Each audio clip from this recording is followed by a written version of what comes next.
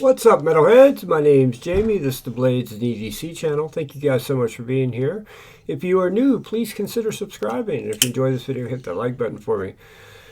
Alright everybody, today we're going to do a review of the Applied Weapons Technology skills for the Spyderco Manix 2. And man, first I want to say I am in no way affiliated with Applied Weapons Technology, so it does not matter to me if you buy these skills or not. But I gotta tell you, out of every knife I've modded, this is the one that has impressed me the most. It really has. You know, I bought the Manix 2 2 months ago, probably 3 months ago, and I like Spyderco. I'm a big Spyderco fan, but when I got the Manix 2, I wasn't crazy about it. It's pretty heavy out of the box. 5 ounces is the original weight.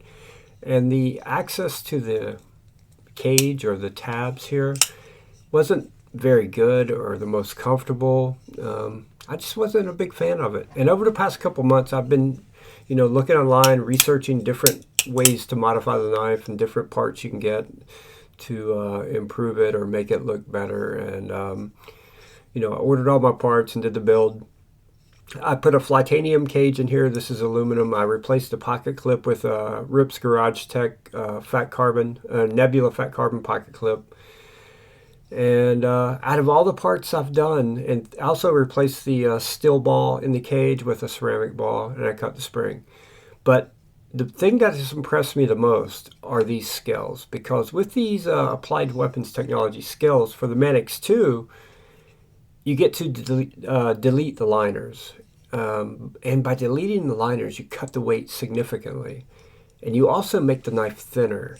And by making the knife thinner, you get better access to the cage. So even if I didn't replace the cage with this Flytanium cage and kept the original black G10 cage, I would have much better access to it. It's so much more comfortable now to pull the cage back.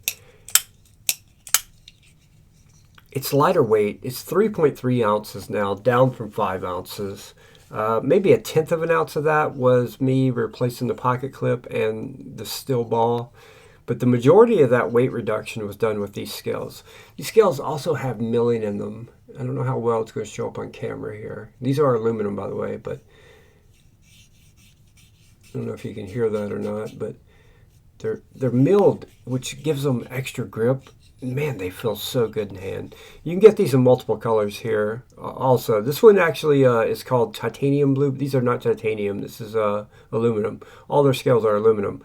But the name of this one is titanium blue. And they have black, gunmetal gray, rose gold, all different types of colors you can get. I am truly impressed with these scales.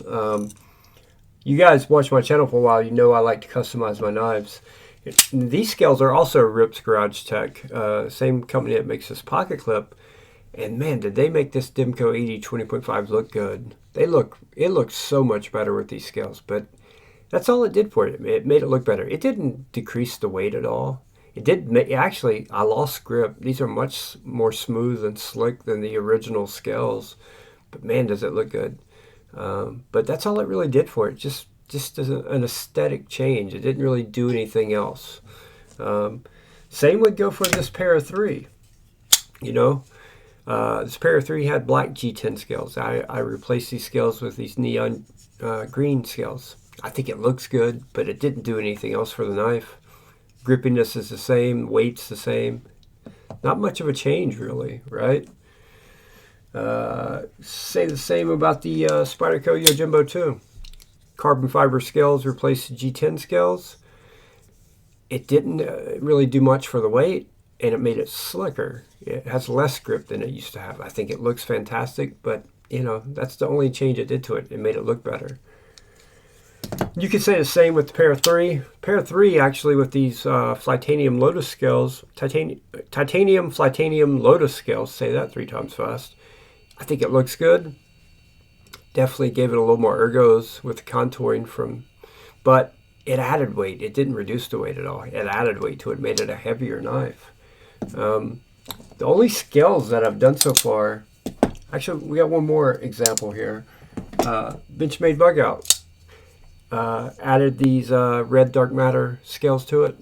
Didn't really adjust the weight at all, didn't lower the weight, just made it look better and made it slicker, right? It's less grippy than the original scales were, but it looks a whole lot better. This looks a whole lot better, decreased the weight substantially, made it more as grippy or more grippy, made it feel so much better in hand, gave you better access to the cage to make the action so much better. Yeah, I'm already looking at Applied Weapons Technology and the other knives they make scales for, and trying to figure out what knife I want to buy next so I can buy more of their scales. That's how much I like these scales. They really have impressed the hell out of me. I don't know if their other scales allow you to do a liner delete. I hope they do. I need to research more, but yeah, these are amazing. If you have a Manix too and you're trying to figure out what to do with it, check out Applied Weapons Technology. Yeah, they completely changed this knife, make it feel much more premium, make the action better, make it a better carry in your pocket, just make it a much better knife overall. And the price range, like $75 for what you're getting, it's an amazing deal. So I highly recommend these scales for Manix 2. Can't speak about the other models they make scales for, but for the Manix 2, you can't go wrong. Yeah, love them. Thank you guys so much for watching. I really appreciate it, and I will see you all on the next one.